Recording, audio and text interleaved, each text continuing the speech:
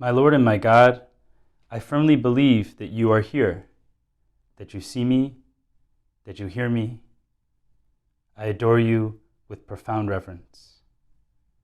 I ask your pardon for my sins and the grace to make this time of prayer fruitful.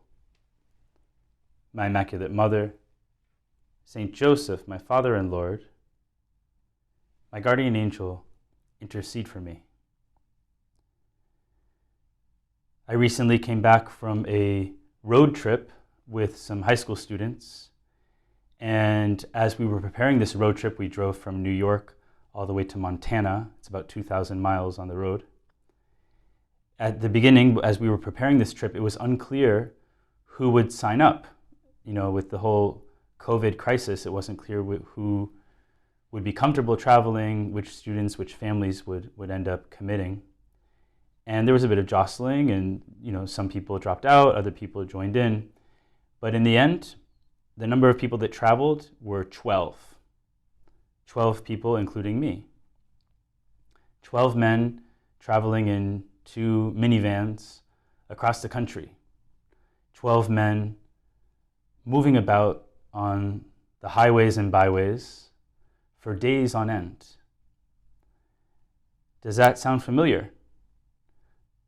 This is, in some sense, a portrait of the Gospels, where we see 12 men moving about from place to place, grouped around Jesus Christ, the 12 apostles. Lord, in this time of prayer with you, we remember you as the itinerant teacher. Jesus, you moved around the lands of Galilee, Samaria, Judea, the Decapolis, walking from one place to another, miles and miles and miles at a time, preaching, teaching, resting, praying. And so as we did this road trip, moving around the country, witnessing very beautiful places like Yellowstone National Park, we imagined ourselves, and we knew ourselves to be following the Master, grouping ourselves, huddling around that itinerant teacher, which is you, Jesus. And the gospel for today, it speaks about mission, about being sent forth.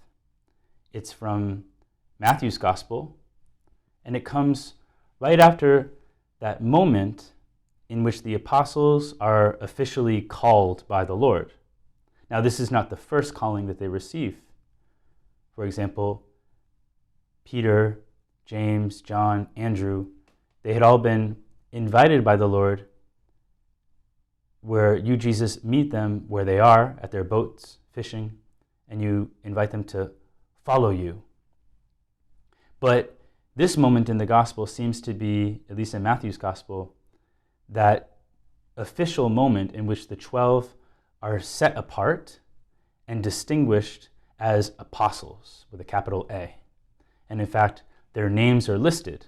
It's a very, very beautiful thing. Their names are listed, and each of them is specified.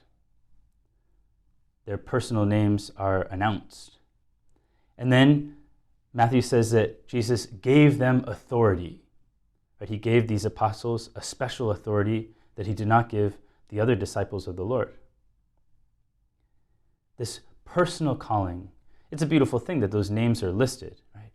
Peter, Andrew, James, John, Nathaniel, Bartholomew, Matthew, Thomas, right? And it goes on.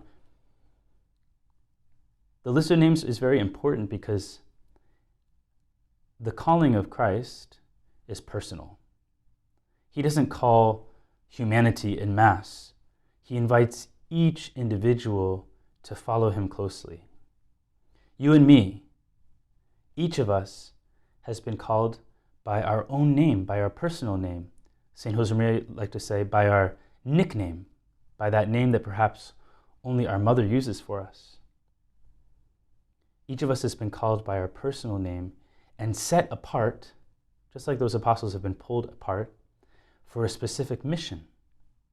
And we can ask ourselves, well, what is that mission? Well, Jesus says very clearly to the apostles, he says, as you go, make this proclamation. The kingdom of heaven is at hand. Cure the sick, raise the dead, cleanse the lepers, drive out demons.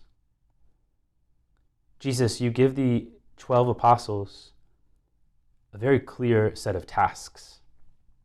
A mission is put forward, and they're pretty daunting tasks, to be honest. Cure the sick, raise the dead, cleanse lepers, drive out demons. When we hear these assignments, perhaps we are daunted, perhaps we are overwhelmed. And it could be that sometimes we excuse ourselves from what seems like an impossible task, the work of sanctification, the work of co-redemption, of transforming the world and bringing it back to God, the work of converting souls, the work of healing a sinful people. And so we can think in our pride and in our lack of faith, we can think, well, let other people do this. It's enough for me just to get by, to worry about myself, to worry about what is already very difficult, which is our own sanctification. And yet, Jesus is inviting us to go out, meet people, deal with them, do apostolate, be an apostle. The gospel today speaks about mission, and also it speaks about the tools that are required, right? The resources that we need in order to carry out this daunting task. When we were preparing for the Montana trip, it was kind of funny. I mean, for me, it was the first time I'd ever really gone camping. I'm very much a city boy, and so it was the first time I ever did overnight camping, where you sleep out in a tent in the middle of the woods with nothing protecting you from the elements but a very thin plastic tent. And so I was a little worried, and I think in that case of worry or of uncertainty, we tend to over-prepare, right? And I definitely packed way too much for this trip. And now that I'm back, I looked at my duffel bag and realized that about a quarter of the material that I brought, I never even used. Right? I had overthought the trip. I had over-fretted, over-worried. And so I ended up bringing all sorts of odds and ends that were completely superfluous and that just added to the weight. Well, in a similar way, perhaps the apostles were worried about this mission, right? This mission to cure the sick, to raise the dead, drive out demons. It's very daunting. And so maybe they too were overthinking it. What does Jesus tell them? He says, without cost you have received, without cost you are to give.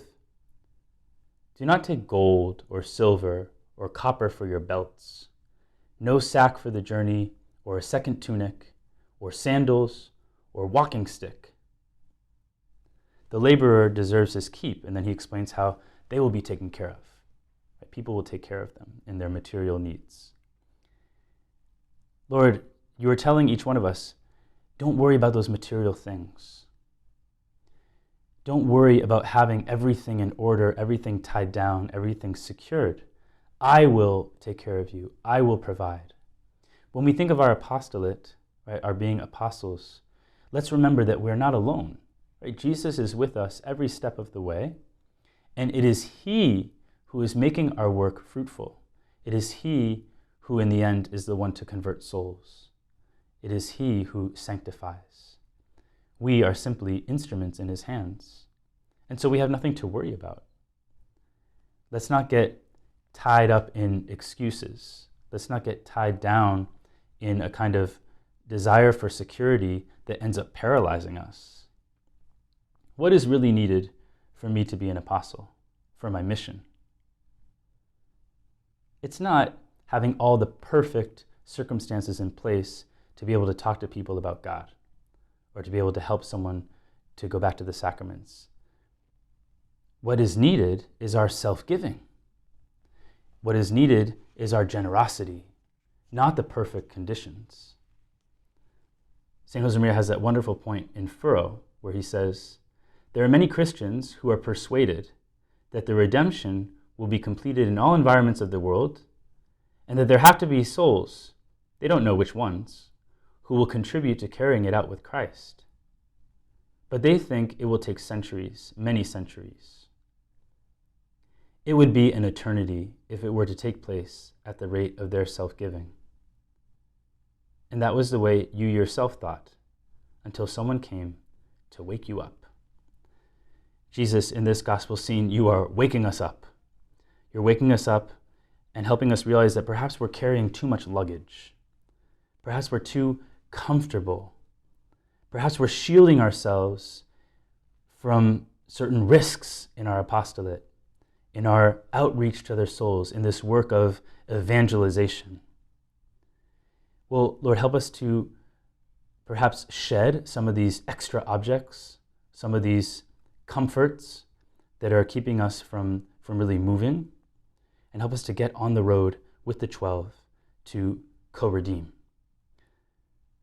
I thank you, my God, for the good resolutions, affections, and inspirations that you've communicated to me in this meditation. I ask your help in putting them into effect. My Immaculate Mother, Saint Joseph, my Father and Lord, my guardian angel, intercede for me.